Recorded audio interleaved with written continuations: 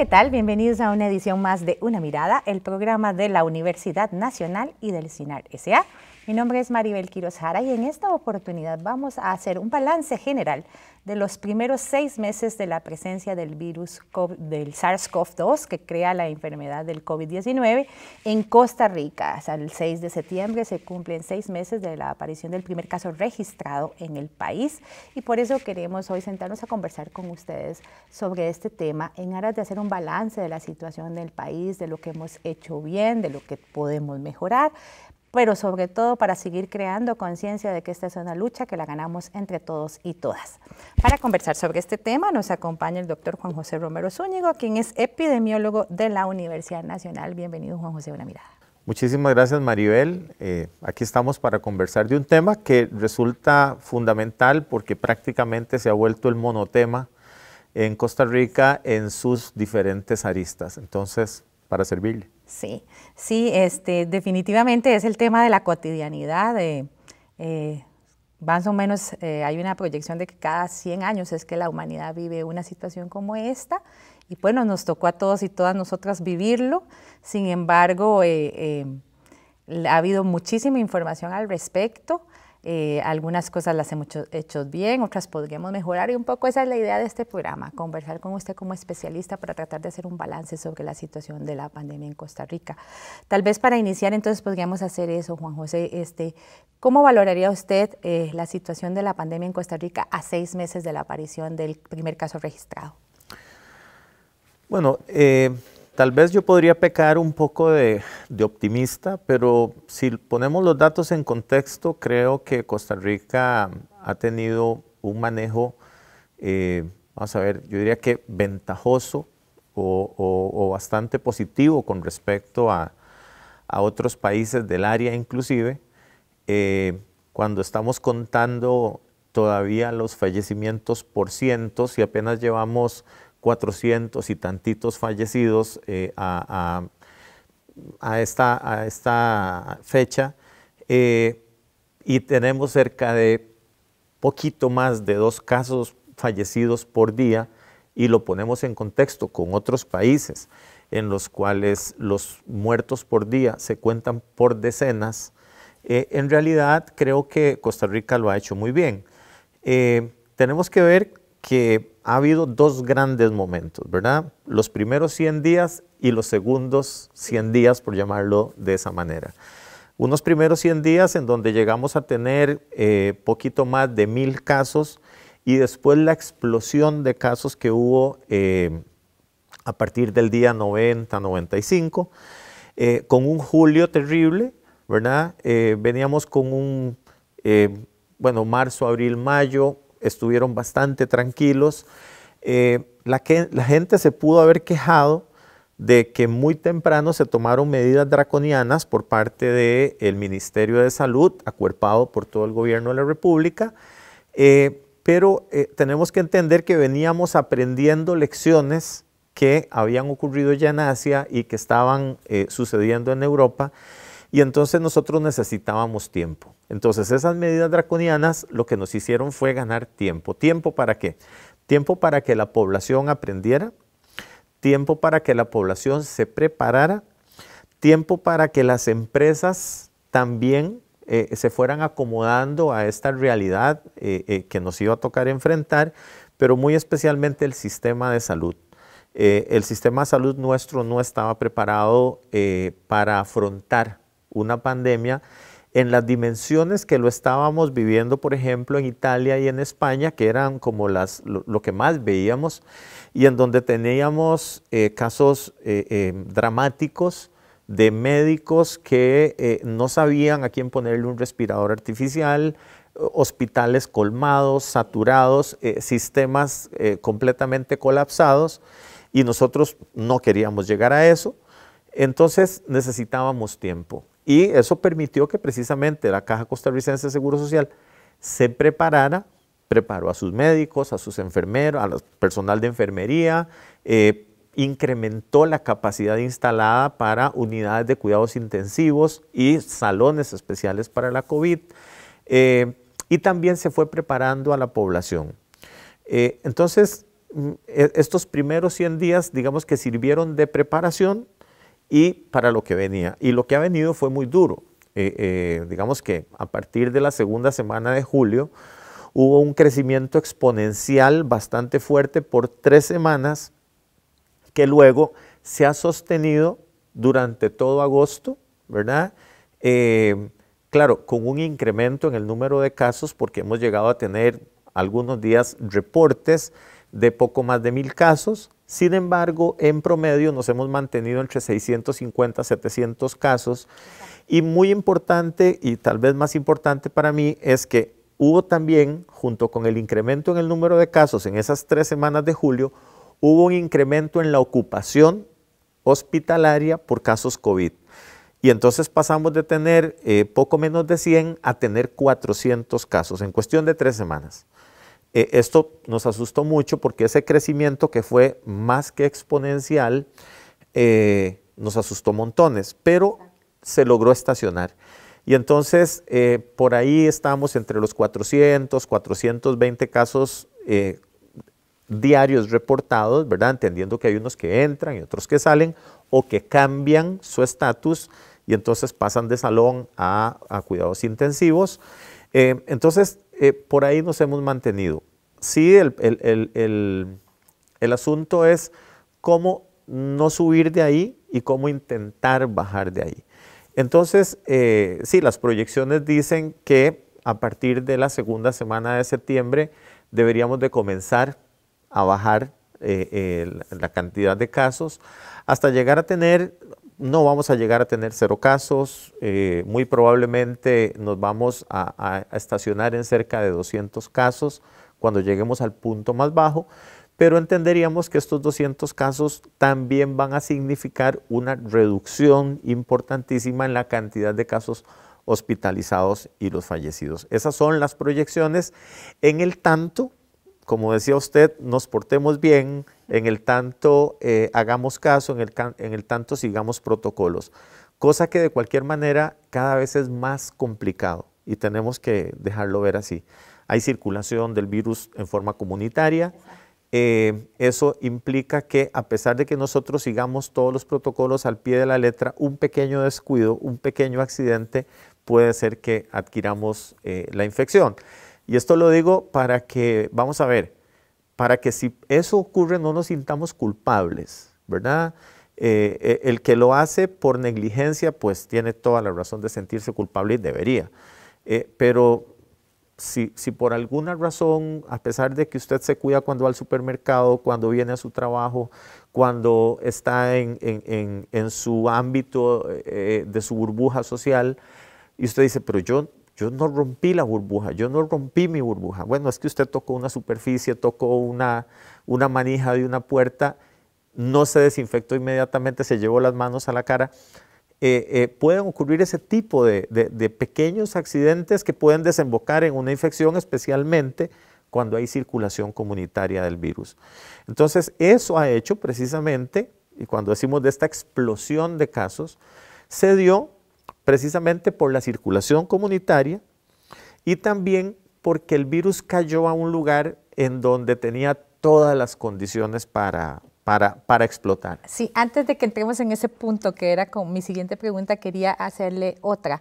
¿Era de esperarse que entre una ola y la otra se comportara de esa manera? Porque la gente se asustó muchísimo, ¿verdad? Después de pasar de tener 100 casos, 200, pues llegar a tener 1000, eso generó mucho estrés en la población. Pero era de esperarse, o sea, esa es la forma en que esperamos que se comporte un virus como este. Sí, lo que pasa es que hay circunstancias distintas, ¿verdad? Nosotros veníamos observando lo que había ocurrido en algunos países de Asia y en algunos países de Europa, pero resulta que son dinámicas distintas, ¿verdad? Las de aquellos países con las nuestras. Aquí digamos que mientras el virus no estaba en estas zonas que podríamos llamar vulnerabilizadas, la cosa se mantenía más o menos manejable. ¿Por qué? ¿Cuál era la diferencia? ¿Cuál es la diferencia? Bueno, es que, vamos a ver, nosotros tenemos un cordón de pobreza que voy a decirlo de la manera más, vamos a ver, no es políticamente muy correcto, pero que nosotros como sociedad sí, la teníamos como el equivalente al polvo debajo de la alfombra, exacto, ¿verdad? Entonces teníamos trata de personas en el norte, teníamos prácticamente trabajo esclavo en fincas y en empresas del norte, pero no lo queríamos ver, ¿verdad? Resulta que tenemos un cordón de pobreza y de pobreza extrema en ciertos lugares de la gran área metropolitana, donde tenemos gente viviendo en condiciones de miseria y no lo queríamos ver. Pero resulta que el coronavirus, que no distingue entre ricos y pobres, pero que sí se aprovecha de condiciones como la pobreza extrema, nos hizo volver a ver a esa población. ¿Y por qué? Porque resulta que todo lo que tiene que ver con la prevención del contagio tiene que ver con distanciamiento social. Y el distanciamiento social, cuando viven 20, 30, 40, 80 personas en una cuartería, difícilmente se puede lograr.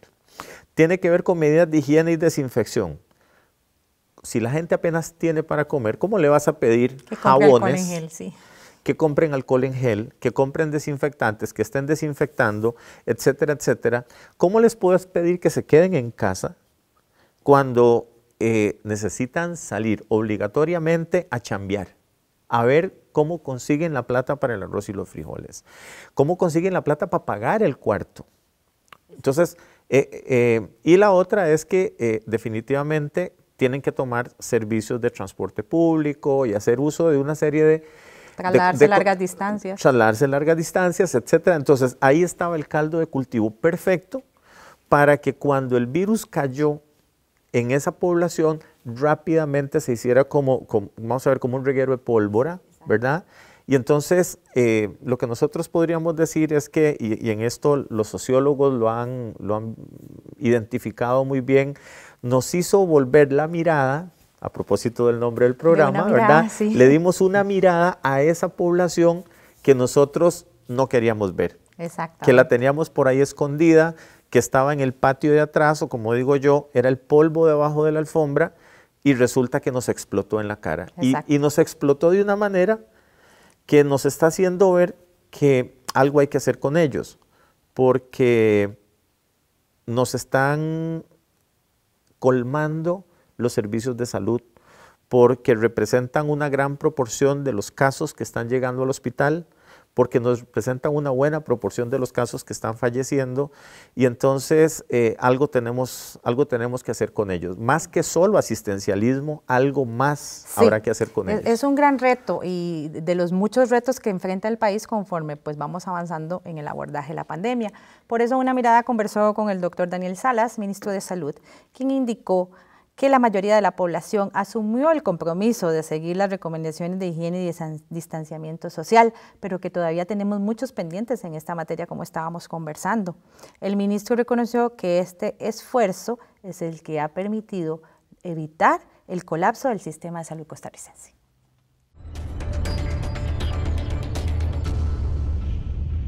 Llevamos 5 meses y un poquito más de pandemia, y en medio de toda esta dinámica que claro que lleva a tomar posiciones y disciplinas que tienen que ser mantenidas en el tiempo, ha habido una variante en comportamiento de la población. Yo sé que la mayoría de la población ha asumido esto con muchísimo compromiso, con toda la responsabilidad que se requiere, porque no es para menos. Estamos aquí en medio de situaciones entre la vida y la muerte, y sobre todo pensando en no colapsar el sistema de salud, los servicios de salud, de atención a las personas, que eso sería algo que nunca ha ocurrido en Costa Rica. Y yo creo que aquí muchas personas, yo veo todavía esas señales de apoyo, esas señales de que están cumpliendo los protocolos, de que están haciendo las medidas sanitarias, de que se están poniendo los cubrebocas o los caretas en los momentos que tienen que hacerlo, y que están también cuidando mucho a sus adultos mayores, a sus familiares y a las personas con riesgo. Yo creo que aquí la gran mayoría de la población sigue con ese compromiso. Claro que es difícil, porque en realidad es una carrera de resistencia, es como un curso muy largo en donde uno tiene que estar constante, estudiando, siempre haciendo el mejor esfuerzo para poder pasarlo. Y eso, a final de cuentas, es también algo parecido, es como un curso muy largo, ¿verdad?, que estamos llevando todo Costa Rica, y que ocupamos pasarlo lo mejor posible, ¿verdad?, ojalá con buenas notas, y que para eso necesitamos esa constancia en el comportamiento. Bien, sí, definitivamente como usted comentaba, ¿verdad? Y nos también pues comentaba el doctor Daniel Salas, esta pandemia nos desnudó como país en múltiples áreas y esta parte, ¿verdad?, de la gente, de la gente que vive en una condición de vulnerabilidad ha sido tal vez la más importante porque, como usted dice, fue como el caldo de cultivo donde realmente vivimos la peligrosidad de esto si se nos sale de las manos. Sí, la otra cosa es que, vamos a ver, lo que hemos logrado, que definitivamente ha sido muy bueno, cuesta mucho decir que ha sido muy bueno cuando estamos contando decenas de miles de casos reportados y cuando estamos contando por cienes los fallecidos, cuando estamos hablando de que el efecto sobre el Producto Interno Bruto puede andar entre el 3 y el 4%, que vamos a dejar de crecer, que el desempleo prácticamente se duplicó, que los ingresos fiscales se redujeron un montón y que más bien los costos por el control y la atención de la pandemia afectaron la economía de la Caja de Seguro Social y de otros programas sociales. Cuando hablamos de que la educación prácticamente va a tener un hueco de 1 año y quizás 2 en la formación de nuestros muchachos de primaria, secundaria y universidad, a pesar de los esfuerzos estoicos que está haciendo el Ministerio de Educación Pública y el sistema educativo en general, ni qué decir las universidades. Decir que ha sido bueno podría sonar irónico, pero en realidad, si lo ponemos en contexto, ha sido bueno. Si nosotros comparamos, yo no soy economista, para eso ustedes van a tener un experto en economía, que sí. ¿verdad? Pero cuando nosotros vemos que ciertos países van a tener una caída en el crecimiento, o sea, van a tener un negativo del 9 y del 12%, en realidad con nosotros ha sido muy bueno. Cuando vemos a otros países que cuentan por decenas de miles los muertos, cuando tienen mortalidades, por ejemplo, México anda con una letalidad del 12%, ¿verdad? O sea, 12 de cada 100 personas con el coronavirus muere en México. Y se habla de que hay una subestimación. Exacto. Mientras que en Costa Rica andamos por el 1 y tantito % de letalidad. Entonces creo que, digamos que ha sido muy bueno, pero tenemos que ponerle atención a los factores de riesgo para la enfermedad y a los factores de riesgo para la mortalidad.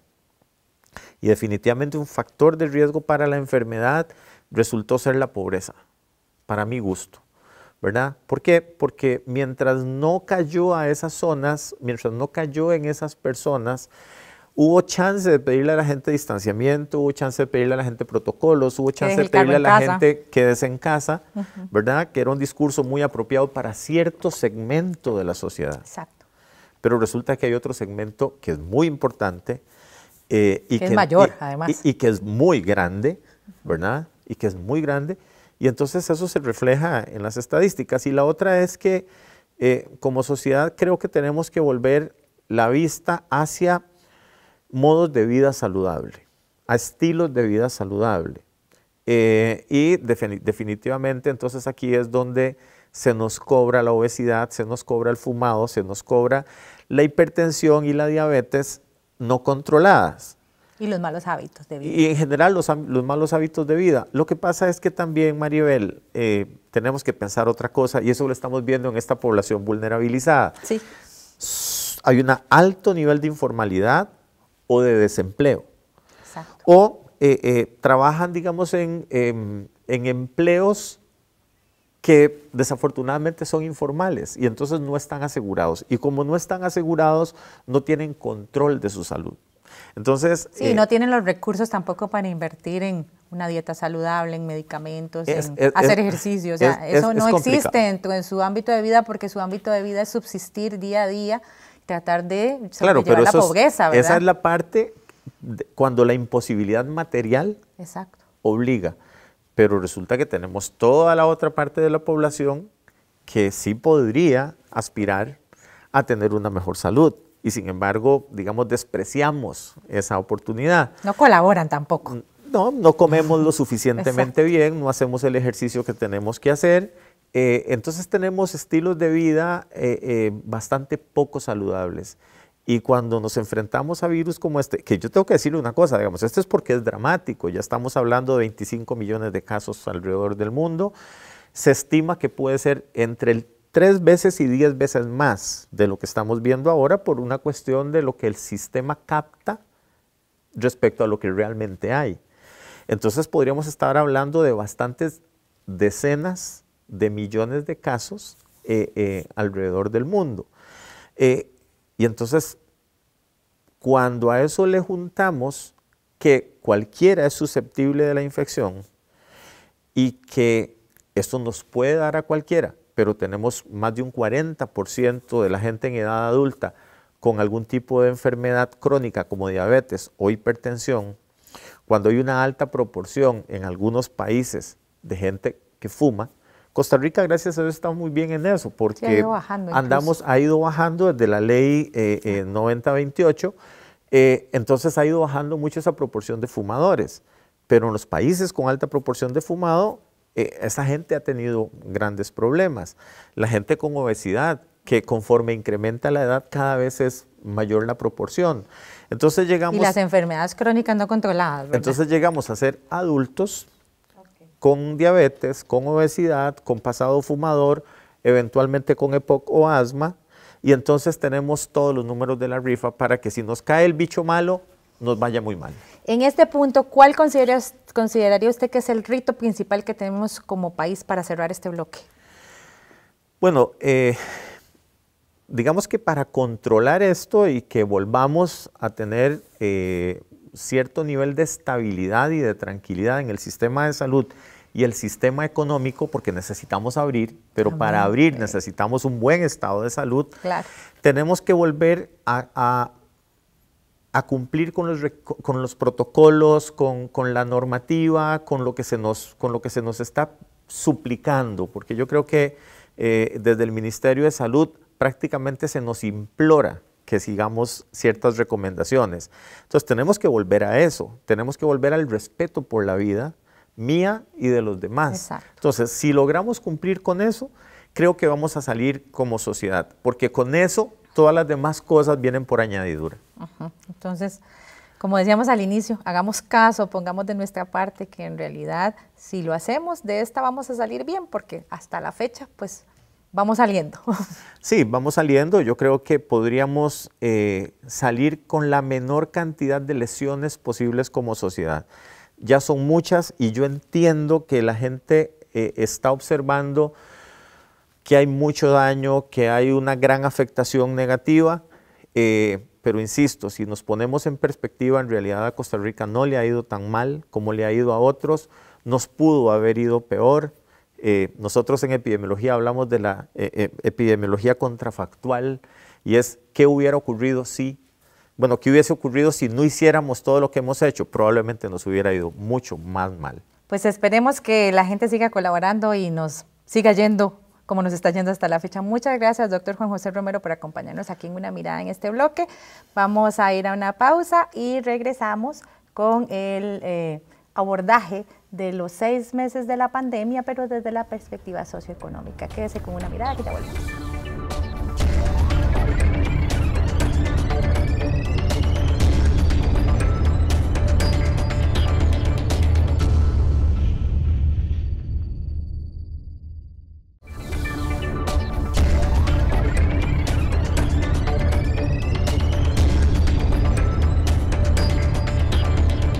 Continúa usted con Una Mirada, el programa de la Universidad Nacional y del CINART S.A. Hoy con este tema de valoración de cómo le ha ido al país en estos 6 meses de tener la presencia del virus SARS-CoV-2 en Costa Rica, el cual produce la enfermedad del COVID-19 y que sabemos pues, que ha tenido un gran impacto alrededor del mundo y Costa Rica no ha sido la excepción.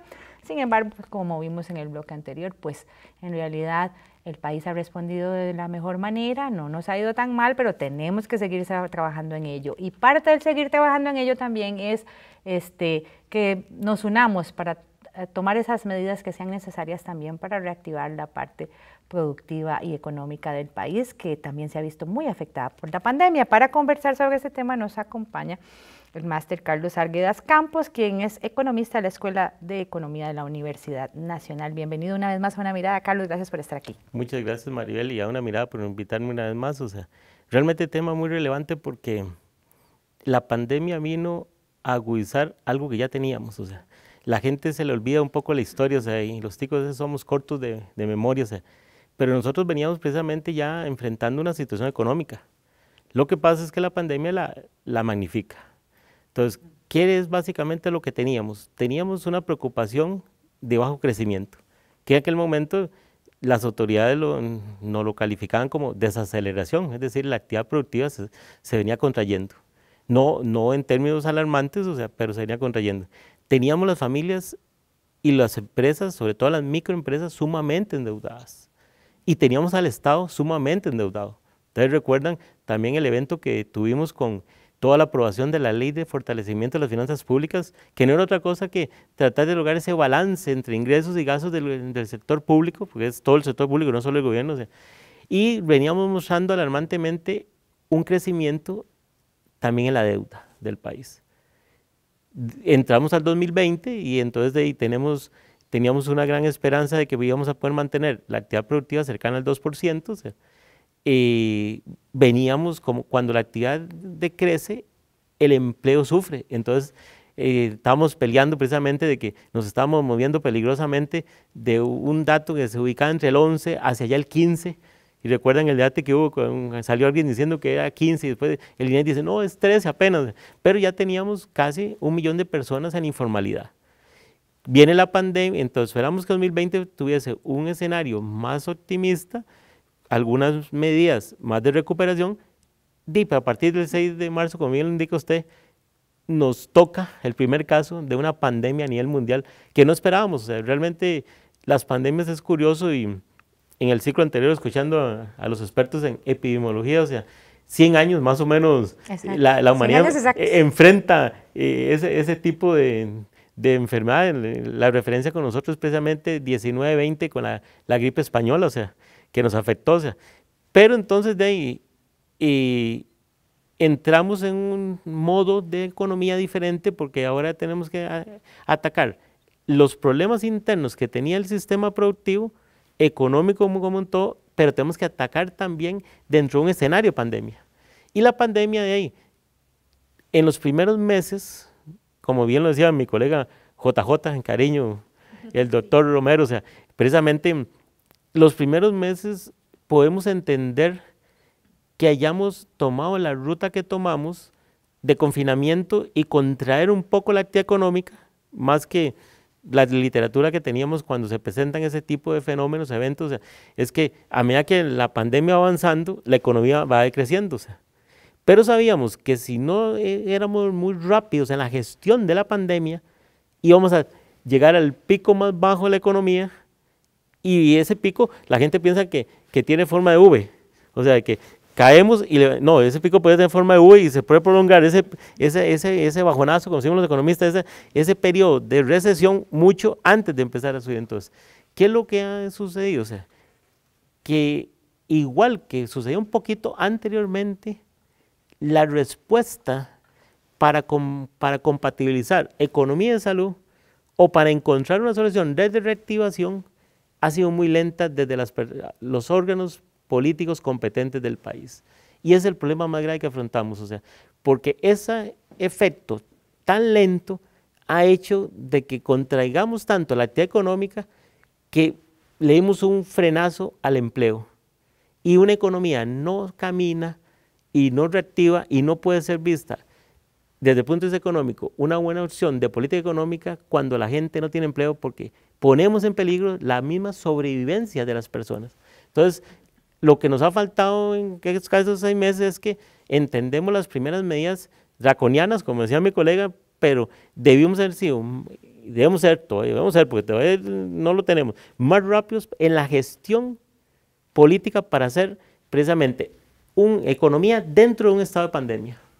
Sí, incluso usted ahora que menciona el tema del desempleo casi que se ha convertido en un problema estructural de este país, lo venimos arrastrando desde hace décadas. Tenemos, como decía don Juan José Romero en el bloque anterior, una población, ¿verdad? Un grupo socialmente muy vulnerable, con índices de pobreza importantes, pocas oportunidades. El 50% de la población de este país no tiene secundaria completa.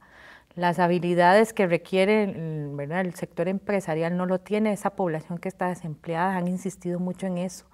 Y eso simplemente venía avanzando sin que realmente uno hubiera, ¿verdad?, una verdadera voluntad política por resolver el asunto, y viene y nos explota en la cara con el tema de la pandemia, generando una situación social sumamente preocupante. No, claro que sí, comparto ese criterio, porque realmente la pandemia lo que viene es a dibujarnos, como decía el colega, y yo lo reitero, la pandemia viene a dibujarnos dónde estamos. Magnifica nuestras fortalezas, pero también agudiza nuestras debilidades.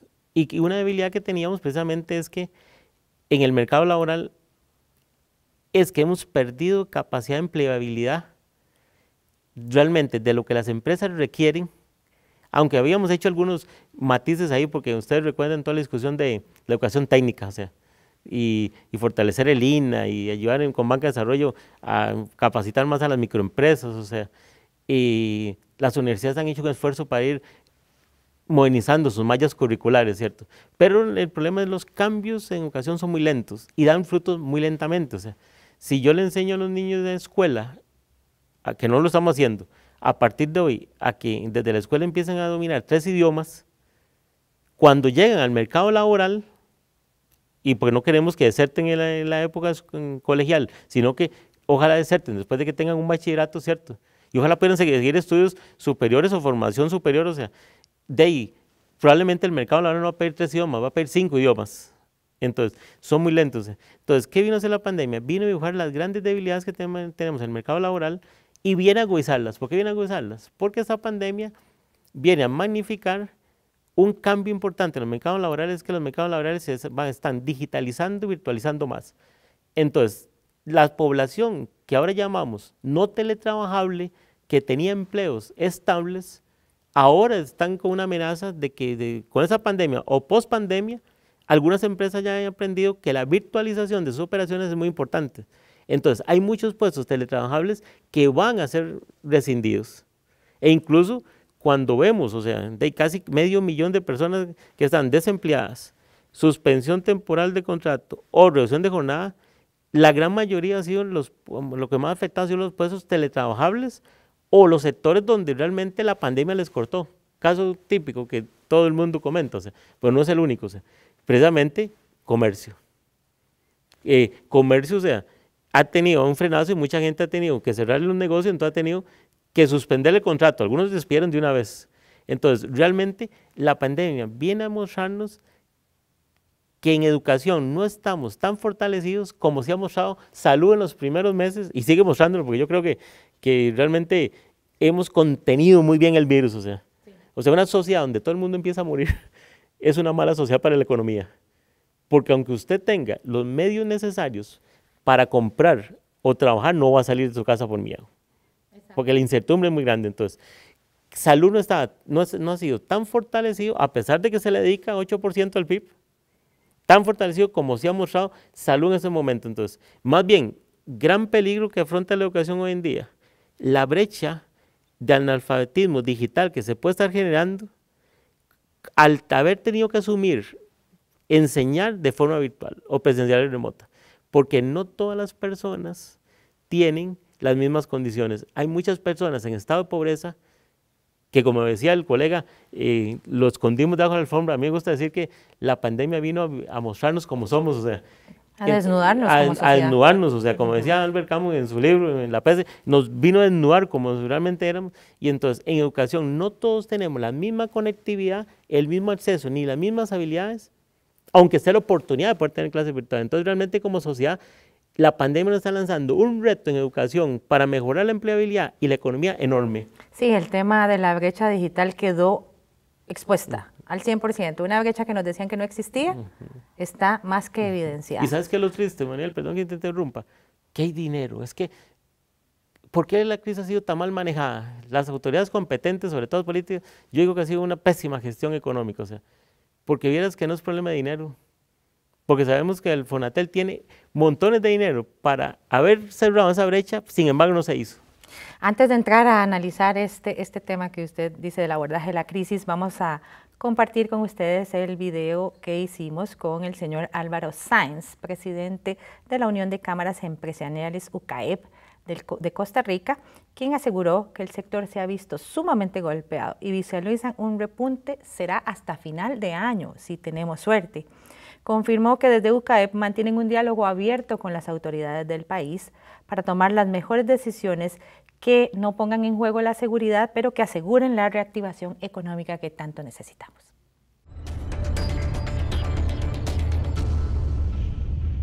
Tenemos en Costa Rica varios meses, el primer caso fue el 4 de marzo de este año, del COVID, y se ha ido acelerando la pandemia pasando por 4 fases. La primera fase fue la sanitaria, que todavía está. La segunda fase de afectación es la económica, con el cierre de empleos, la pérdida de empleos, perdón, por cierre de negocios. La tercera es la parte social, la crisis que se ocasiona cuando la familia pierde empleos, por supuesto ingresos, ¿verdad? Y desigualdad y todo.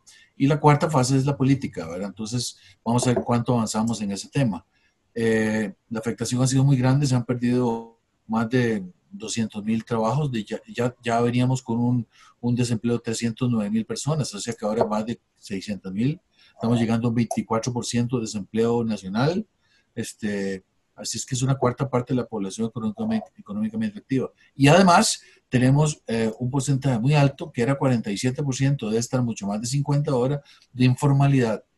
La informalidad es como la gente sobrevive, ¿verdad? Pero la informalidad no es deseable, pero la gente tiene que sobrevivir. Entonces, lo grave aquí es que la informalidad ocasiona pérdida de ingresos al Estado también, porque la gente en la informalidad no paga impuestos, no paga cada seguro social, y todos perdemos, ¿verdad? Todos perdemos. Entonces, aquí la contribución es del Estado y de todos nosotros para que podamos ayudarle a esa gente en la informalidad, se integre por un lado, y a los negocios para que puedan mantener el empleo lo más posible. De modo que no tengamos una crisis muy seria en el país, que pueda desembocar en algo social muy grande, muy grave, muy político incluso, ¿verdad? Y podamos pasar esta pandemia que no es para siempre, ¿verdad? Es un término de 6 meses, 8 meses, tal vez más rápido de lo que pensamos. En la unión de cámaras está el comercio, está la industria, está la agricultura, están los servicios, los transportes, la importación, la exportación, están todos los sectores económicos del país, ¿verdad? Nosotros vislumbramos este segundo semestre del año 2020 muy complicado todavía, un poco menos crítico que el primero, ¿verdad? Hay una leve disminución de las pérdidas, una leve recuperación, porque aprendemos a vivir con la pandemia, tenemos estrategias, tenemos distanciamiento social, el uso de mascarillas y la limpieza o la esterilización permanente de todos los sitios públicos y privados, ¿verdad? La limpieza. Eso nos va a ayudar a recuperar. Ciertamente, los cierres de negocios es duro, ¿verdad? Pero en este momento no está cerrada la agricultura, no está cerrada la industria, no está cerrada la exportación. Costa Rica está sufriendo una afectación en algunos mercados, en algunos sectores económicos, perdón, del cierre de los mercados externos, como es el turismo, ¿verdad? Y ya se está empezando a abrir. Entonces, con las intervenciones farmacológicas, con los testeos masivos, con los testeos rápidos, podemos abrir actividades económicas y por lo tanto podemos pagar más impuestos, pagar más cada seguro social, tener más gente contratada y reactivar la economía un poco. Va a ser duro este año, muy duro, porque muchas empresas van a quedar a fin de año sin un 5, ¿verdad? Para pagar sus obligaciones. Veremos cómo acaba. Por eso hay que empezar a reactivarse ya. Y las fechas críticas, hay que mantener el comercio abierto, ¿verdad? Para que aprovechen. Porque ciertamente es un baile, ¿verdad? Como ha dicho el señor presidente, es un baile entre la pandemia y la parte socioeconómica. Nosotros como sector privado, ¿verdad? Como la OCAEP aglutina a todos los sectores de la economía nacional a través de 48 cámaras. Hemos tenido un diálogo permanente y creo que fructífero en la parte económica. de consejos, ¿no? Pues la autoridad son ellos, entonces hemos ayudado con consejos, con estrategias, que el sector privado ha elaborado documentos en conjunto para entregárselos a los diputados, a los ministros, al Consejo Económico, de modo que podamos pasar las 3 fases. La primera fase es la supervivencia, ¿verdad?, de empresas. La segunda fase es la recuperación o reorganización. Y la tercera será el año entrante la reactivación económica.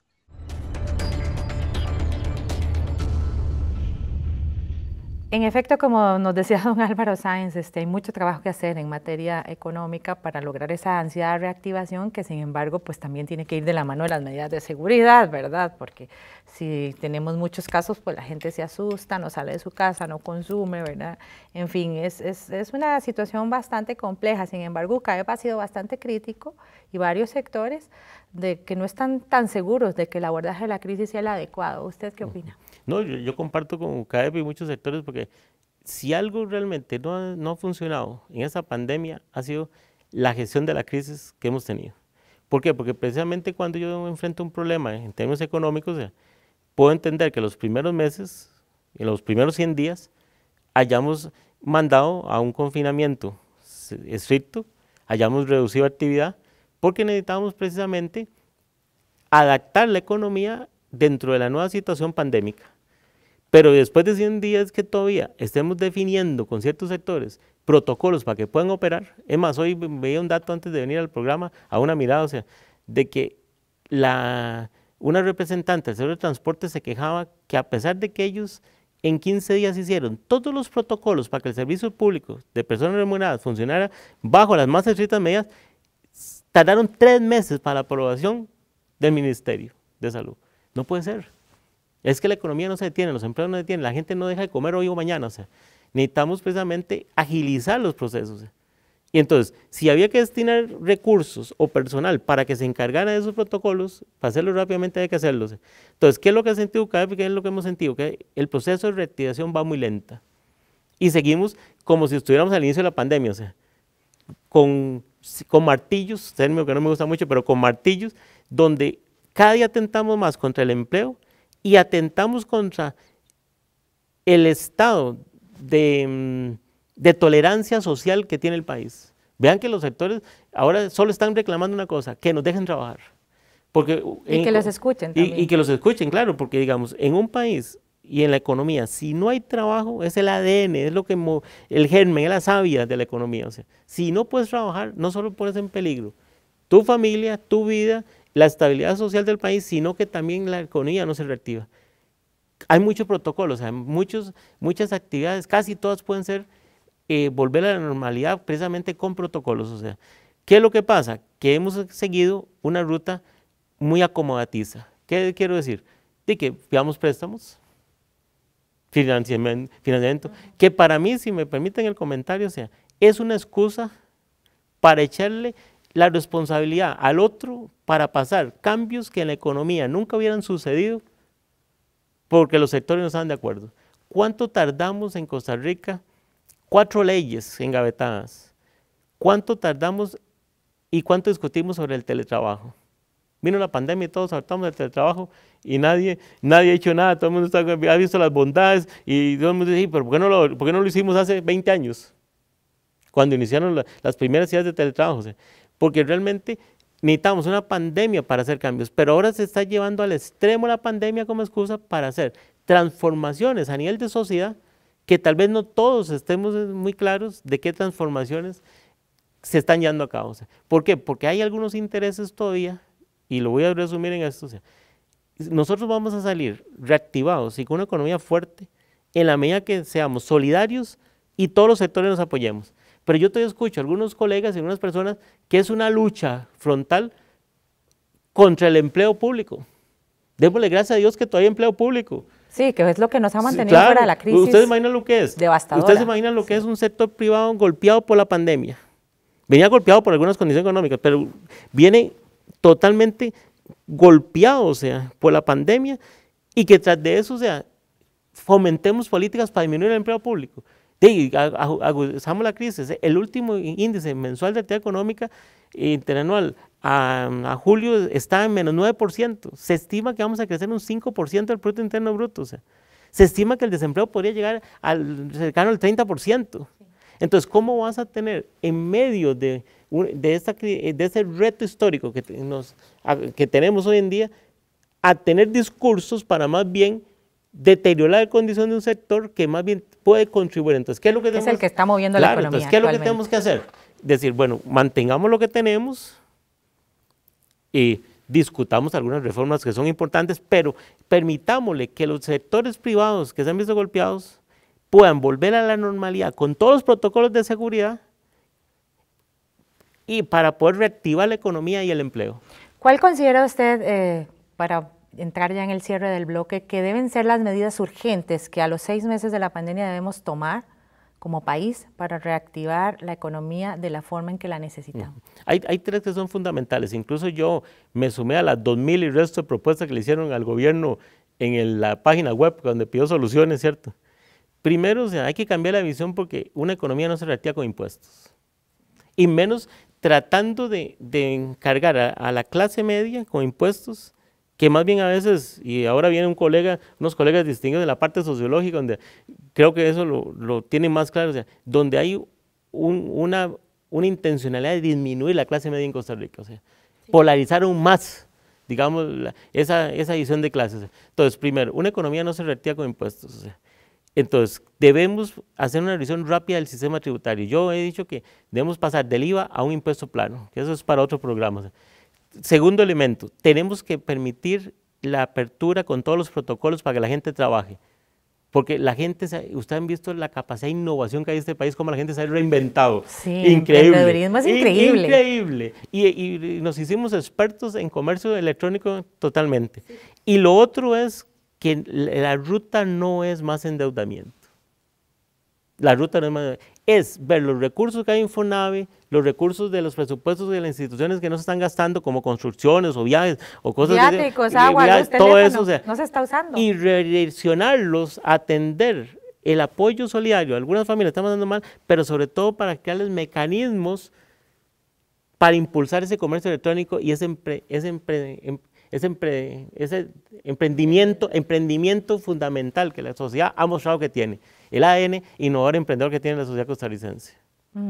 Ahora, también es muy importante eso que usted decía, que de verdad haya un diálogo sectorial por el bienestar y la solidaridad de todos, y no para responder a los intereses de algunos grupos que tal vez quieren sacar algún tipo de provecho en el marco de la crisis. Si me permitís un comentario, yo creo que ahí radica todo el problema de por qué vamos tan lentos. O sea, hay un ambiente de no escucha y de sordera de las autoridades competentes, porque están escuchando algunos sectores que tienen agendas muy apegadas, como he dicho, al capital oligárquico y al gran capital internacional, que han demostrado ser en otros países malas recetas para el desarrollo económico y social de los países.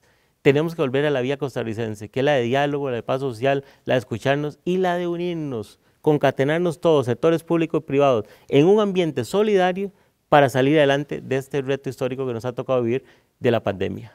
Y también me parece a mí que hay que volver un poco la mirada hacia adentro. Nuestros trabajadores, nuestros emprendedores, nuestro sector productivo está deseoso de levantarse y de trabajar en conjunto, pero como usted dice, trabajar a la tica, o sea, buscar nuestras propias soluciones porque son nuestros problemas. Las otras naciones que están sufriendo la pandemia tienen sus propios problemas y en este momento pues en realidad lo que más surge es reactivarnos a lo interno para poder proyectarnos hacia afuera, que es lo que más va a durar. Vieras que ese es el gran reto que tenemos y lo he manifestado en otros lugares y sobre todo mis estudiantes, o sea, todos los países estamos con la lucha interna de cómo reactivarnos. No podemos esperar que otros nos colaboren ni nos cooperen. Entonces, ¿qué es lo que la pandemia nos va a decir o qué vamos a evaluar? Pues hacemos nosotros viejitos y nuestros hijos y nietos nos evalúen. La capacidad que tuvimos como sociedad para precisamente encontrar una vía costarricense para salir de la crisis con nuestras potencialidades. Exactamente. Esperemos que con estas palabras suyas la gente se sume más a estos esfuerzos para poder sobrellevar la crisis y la pandemia de la mejor manera al estilo costarricense. Muchísimas gracias, Carlos Arguedas Campos, economista de la Universidad Nacional. Muchas gracias, Una Mirada, por la invitación. Y a ustedes por estar con nosotros una vez más. Les recuerdo que puede ubicar más información sobre este y otros temas en www.unacomunica.una.ac.cr, que es la plataforma informativa de la Universidad Nacional, donde usted puede encontrar todos estos programas de Una Mirada, pero también otras informaciones que genera la Universidad Nacional para beneficio del país. Le esperamos la próxima semana con más aquí en Una Mirada.